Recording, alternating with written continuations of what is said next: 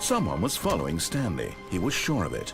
If he checked over his shoulder now, he would surely catch them. It was only a matter of time.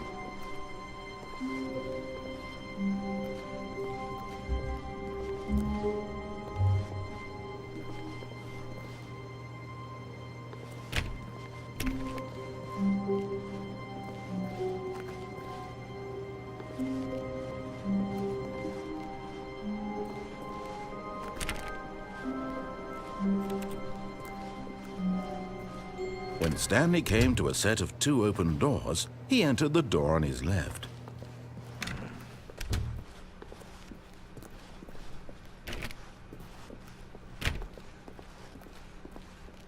Yet there was not a single person here either.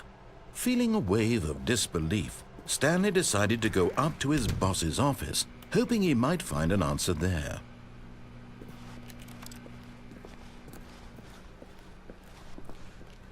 Coming to a staircase, Stanley walked upstairs to his boss's office.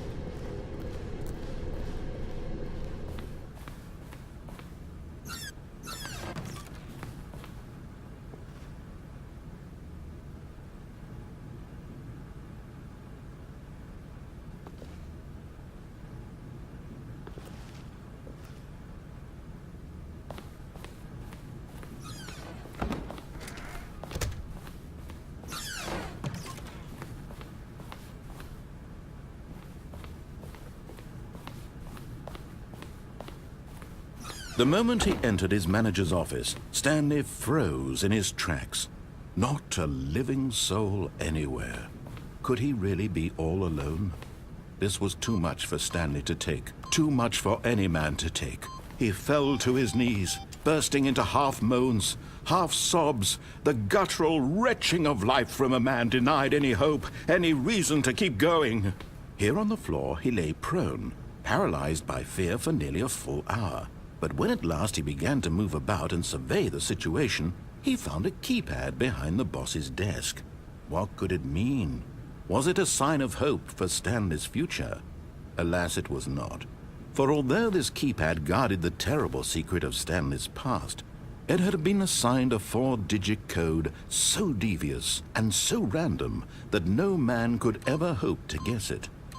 28. Stanley was in such a rush to get through the story as quickly as possible, he didn't even have a single minute to just let the narrator talk. That kind of anxiety isn't healthy, so he relaxed for a few moments with some calming New Age music.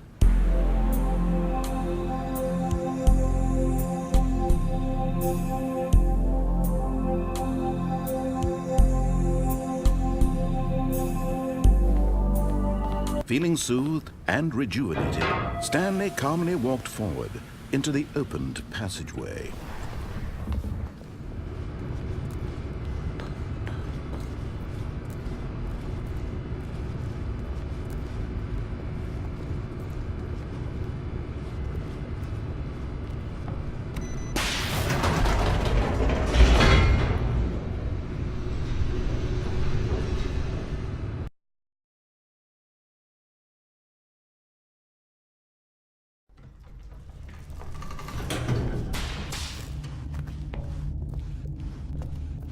Stanley walked straight ahead through the large door that read Mind Control Facility. Although this passageway had the word escape written on it, the truth was that at the end of this hall, Stanley would meet his violent death. The door behind him was not shut. Stanley still had every opportunity to turn around and get back on track. At this point, Stanley was making a conscious, concerted effort to walk forward and willingly confront his death.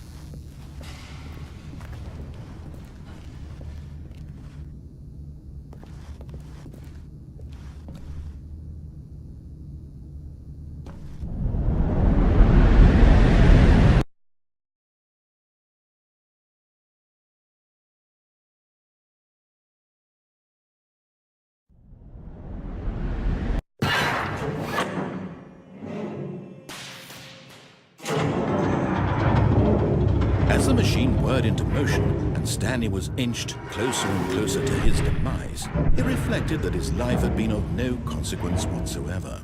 Stanley can't see the bigger picture. He doesn't know the real story, trapped forever in his narrow vision of what this world is. Perhaps his death was of no great loss, like plucking the eyeballs from a blind man. So he resigned and willingly accepted this violent end to his brief and shallow life. Farewell, Stanley.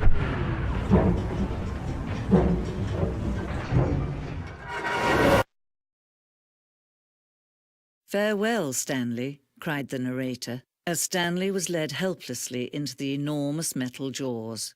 In a single visceral instant, Stanley was obliterated as the machine crushed every bone in his body, killing him instantly.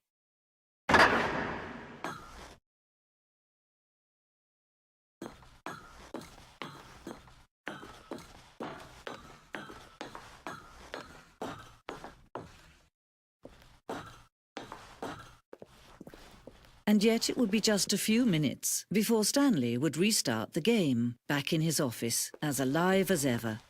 What exactly did the narrator think he was going to accomplish?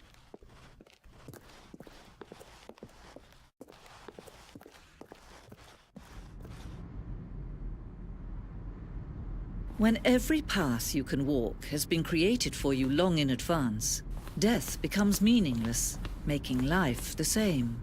Do you see now? Do you see that Stanley was already dead from the moment he hit start?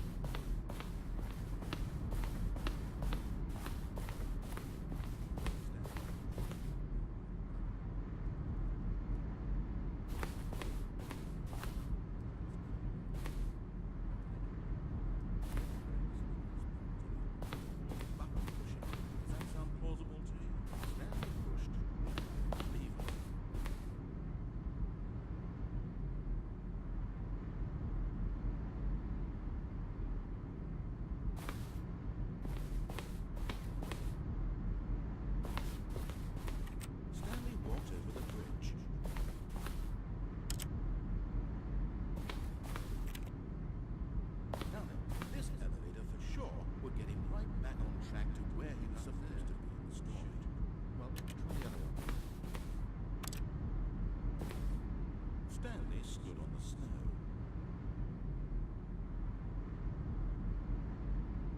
When Stanley came to the lift, he traveled upward to the power source at the top of the facility to end this injustice forever. And finally, he pushed the number 9. Stanley stood on the snow. Stanley walked over the bridge. Then he pushed the number 8.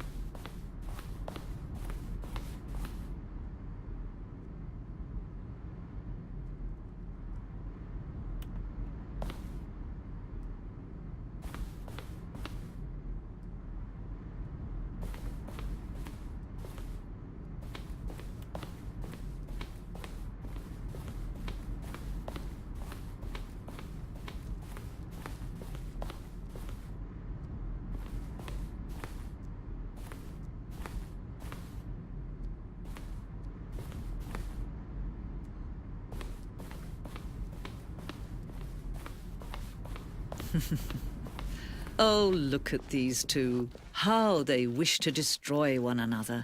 How they wish to control one another. How they both wish to be free.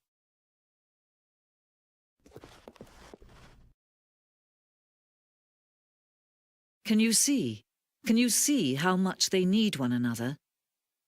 No, perhaps not. Sometimes these things cannot be seen. But listen to me. You can still save these two. You can stop the program before they both fail. Push escape and press quit. There's no other way to beat this game. As long as you move forward, you'll be walking someone else's path. Stop now and it'll be your only true choice. Whatever you do, choose it. Don't let time choose for you. Don't let time choose.